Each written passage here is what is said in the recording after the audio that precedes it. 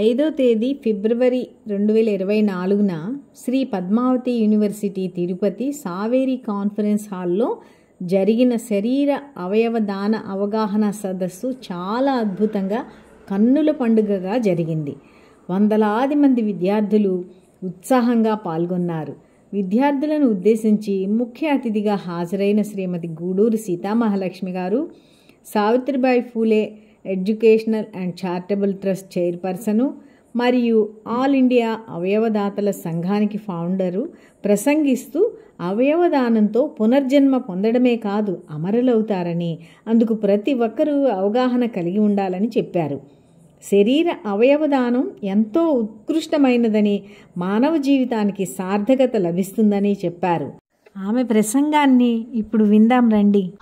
ఎట్లా వర్క్ చేస్తుందో వాళ్ళు రోజుల తరబడి నెలల తరబడి దాని మీద డిసెక్షన్ చేయడమే కాదు, చదవాలి, క్షుణ్ణంగా చదువుకోవాలి. చాలా పెద్ద పని మెడిసిన్ చదవడం అంటే.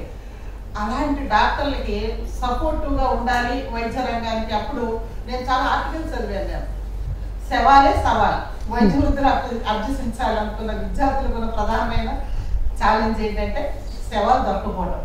శవాలు దొరకని వాళ్ళు ఏం నేర్చుకుంటున్నారు, ఎలా నేర్చుకుంటున్నారు అని నేను కుతూహలం కొద్దీ దాదాపు 33 మెడికల్ కాలేజీలు ఉన్నాయి మన ఉమ్మడి తెలుగు రాష్ట్రాలు. మెడికల్ కాలేజీలు అన్నీ కూడా నేను రీసెర్చ్ చేశాను. నేను అంటే చూశాను. నేను అనాటమీ డిపార్ట్మెంట్లో ఒక్క బాడీ కూడా దొరకని, ఒక్క బాడీ కూడా లేని ప్రైవేట్ మెడికల్ కాలేజీని చూశాను. అదే వీళ్ళు ఎంసీఏ వాళ్ళు వస్తారు, అక్కడ తనిఖీ చేస్తారు. ఎంసీఏ నామ్స్ అంటే తెలుసు కదా మీకు, మెడికల్ కౌన్సిల్ ఆఫ్ ఇండియా వాళ్ళు. ఆ మెడికల్ కౌన్సిల్ ఆఫ్ ఇండియా వాళ్ళు ఒక మెడికల్ కాలేజీకి పర్మిషన్ ఇవ్వాలంటే అక్కడ వాడు అనాటమీ యాక్ట్ ప్రకారం, వాడి నామ్స్ ప్రకారం ఒక 20 డెడ్ బాడీస్ ఆ ల్యాబ్లో ఉండాలి. ఉంటేనే పిల్లలు అక్కడ నేర్చుకుంటారు. డెడ్ బాడీస్ లేకుండా వాళ్ళు ఏం విద్య నేర్చుకుంటారు, వైద్య విద్య కదా అది. సో బాడీస్ ఎలా వస్తున్నాయి మీకు అని అడిగారు. లేదండి పక్కనే జిఎస్ఎల్ మెడికల్ కాలేజీ ఉంది, వాళ్ళని ఎంసీ వాళ్ళు తనిఖీకి వచ్చినప్పుడు ఈ ఆశ్రమ మెడికల్ కాలేజీ వాళ్ళని అడుగుతారు, అయ్యా బాబు మీ దగ్గర ఏదైనా ఒక బాడీ ఉంటే పంపించండి అని. రాత్రికి రాత్రి అక్కడి నుంచి బాడీస్ ప్యాకప్ అయి ట్రాన్స్పోర్ట్ అయ్యి ఇక్కడికి వస్తాయి.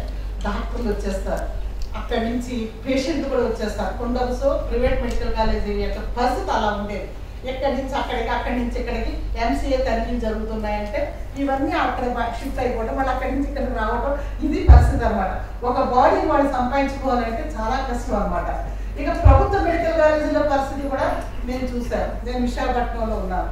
కేజీహెచ్ వెళ్ళి చూస్తే చాలా బాడీస్ మార్చిలో ఉంటాయి, అనాచారణ అంటే అన్ప్రొటెక్టివ్గా ఉంటాయి. ఎవరో క్లెయిమ్ చేసుకోవడానికి రాదు, చాలా కాలం వెయిట్ చేస్తారు. ఆ బాడీస్ని ఎవరు క్లెయిమ్ చేయడానికి రాకపోతే అప్పుడు గవర్నమెంట్ డిపార్ట్మెంటే పోలీస్ ఎంక్వైరీ నిర్వహించిన తర్వాత అన్క్లెయిమ్డ్ బాడీస్ సర్టిఫై చేసి అనాటమీ డిపార్ట్మెంట్ నుంచి వచ్చిన అభ్యర్థన ప్రకారం ఈ అన్ప్రొటెక్టివ్గా ఉన్న బాడీస్ని అనాటమీకి పంపిస్తారు. కానీ అప్పటికే ఆ బాడీ ఎలా అయిపోతుందో తెలుసా, పీస్ దొక్కంగా పూయిస్తుండగా పాపం మన మెడికోస్ దాన్ని డిసెక్షన్ చేయాలంటే, అది పట్టుకోవాలంటే చాలా ఇబ్బంది పడిపోతారు. కానీ తప్పదు, వాళ్ళు డిసెక్షన్ చెయ్యాలి, పట్టుకోవాల్సిందే, కొయ్యాల్సిందే. ప్రొఫెసర్ గ్లౌజెస్ వేసుకున్న స్టూడెంట్స్ చుట్టూ చేరి ఆ డిసెక్షన్ బల్ల చుట్టూ చేరి వాళ్ళు దాన్ని నేర్చుకోవడానికి సన్నద్ధం అవ్వాల్సిందే. ఎందుకు అలాగా అన్ప్రొటెక్టివ్గా ఉంటుంది బాడీ? ఇప్పుడు మేము బాడీస్ ఇస్తున్నామంటే ఇమీడియట్గా మేము బాడీని హ్యాండ్ అవుట్ చేయాలి అని ప్రభుత్వం ఏం చేస్తుందంటే, ప్రభుత్వ మెడికల్ కాలేజీలో కొన్ని వేల రూపాయలు ఖర్చు పెడతారు ఆ బాడీ మీద. అంటే ఎమామింగ్ అంటారు. ఎమామింగ్ అనే పదం విన్నారు కదా మీరు. ఎమామింగ్ అనే పదం అంటే కొన్ని రసాయనాలు మన బాడీలో పంపిస్తారు. మెడ దగ్గర కానీ ఇక్కడ మన థైస్ మీద కానీ కట్ చేసి కొన్ని కెమికల్స్ మీద ఇలాంటి కెమికల్స్ అని కలిపి బాడీలోకి పంపిస్తారు. ఎప్పటికీ ఆ బాడీ చెక్కు చెదరకుండా ఉండటానికి, వాసన రాకుండా ఉండటానికి. ఎన్ని సంవత్సరాలు పోయినా, దశాబ్దాలు గడిచిన ఆ బాడీ ఏమాత్రం డీకంపోజ్ అవుతుంది. అట్లా ఉండాలి ఫ్రెష్ బాడీ, అప్పుడు పిల్లలు నేర్చుకోవడానికి వీలవుతుంది. ఇది గవర్నమెంట్ మెడికల్ కాలేజీలో ఏదో అనాథ శవాల్ని, అన్క్లెయిమ్డ్ శవాల్ని తెచ్చుకుని నేర్చుకుంటున్నారు ప్రభుత్వ మెడికల్ కాలేజీలో. ప్రభుత్వ మెడికల్ కాలేజీలో అయితే అది కూడా లేదు. ఎవరి వాళ్ళకి దానాలు ఇవ్వరు. కాబట్టి వాళ్ళు కొనుక్కోవాలి, బాడీ కొనుక్కోవాలంటే మనం ప్రభుత్వానికి ఆర్జీ పెట్టుకోవాలి. ప్రభుత్వ మెడికల్ కాలేజీ వాళ్ళే కొంత రుసుము తీసుకుని ఆ కాలేజీకి అది ఇస్తారు. అప్పటి పరిస్థితి నేను ఇప్పుడు చెబుతున్నా, ఈవేళ అలా లేదు. ఎప్పుడైతే ఈ ఆంధ్రప్రదేశ్ శరీర అవయవదాతల సంఘాన్ని మేము ఎస్టాబ్లిష్ చేసామో ఈవేళ వాలంటీర్గా వందలాది మంది తమ మరణానంతరం టోటల్ బాడీని ఇచ్చేయడానికి సిద్ధపడి బిల్లు రాసి రిజిస్టర్ చేశారు. అలాగే మీ స్విమ్స్లో కూడా వెంకటేశ్వర యూనివర్సిటీ మెడికల్ కాలేజీలో కూడా అనేక మంది ఇక్కడ కూడా ముందుకు వచ్చి తమ టోటల్ బాడీని ఇచ్చేసిన సందర్భాలు నిన్న కూడా నేను ఒక మీటింగ్లో కొందరి యొక్క బాడీస్ని మేము టోటల్ బాడీస్ని డొనేట్ చేస్తామని నాకు బిల్ పేపర్ సబ్మిట్ చేస్తే నన్ను మీటింగ్లో కూడా తీసుకున్నాను.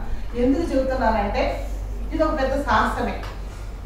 శవాలని ముట్టుకోవటమే మహాపాపం, మైలు పడిపోతాము. ఇంటికి వెళ్ళిన తర్వాత మన ఇంట్లోకి రానివ్వరు. మనం స్నానం చేయాలి, స్నానం చేసిన తర్వాత లోపలికి వెళ్ళాలి. శవం చూసి వస్తే ఎవరైనా అంత్యక్రియలకు అటెండ్ అయ్యి వచ్చామనుకోండి మనం తిరిగి ఇళ్లలోకి రానివ్వరు కదా.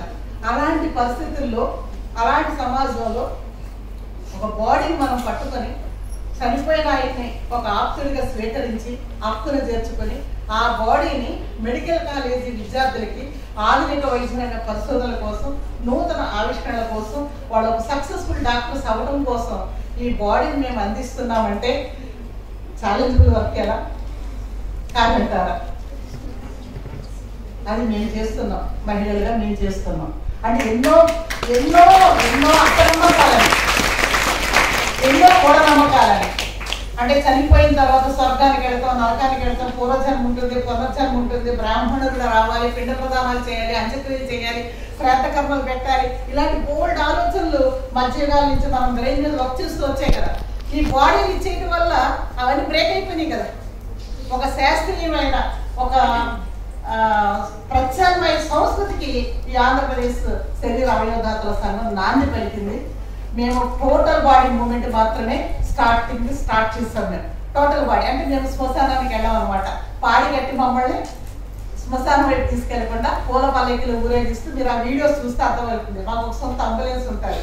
ఆ చనిపోయిన ఆప్తుని నేనే సేకరించి ఆ కళ్ళను దానం చేసిన తర్వాత 6 గంటల తర్వాత ఆ బాడీని మా అంబులెన్స్లో చక్కగా నీట్గా ఎక్కించుకుని తీసుకెళ్ళి ఊరేగింపుగా అక్కడ అనాటమీ ఇలాగ మొత్తం డాక్టర్లు అందరూ అనాటమీ ఆడిటోరియంలో వాళ్ళు సమావేశం అయితే తీసుకొచ్చిన ఆయన పెద్ద ఆయన ఎంత గొప్పవాడు, ఆయన చరిత్ర ఏంటో, ఆయన చనిపోయిన తర్వాత కూడా ఈ సమాజానికి మేలు చేయాలని ఒక హితవుతోటి మీ దగ్గర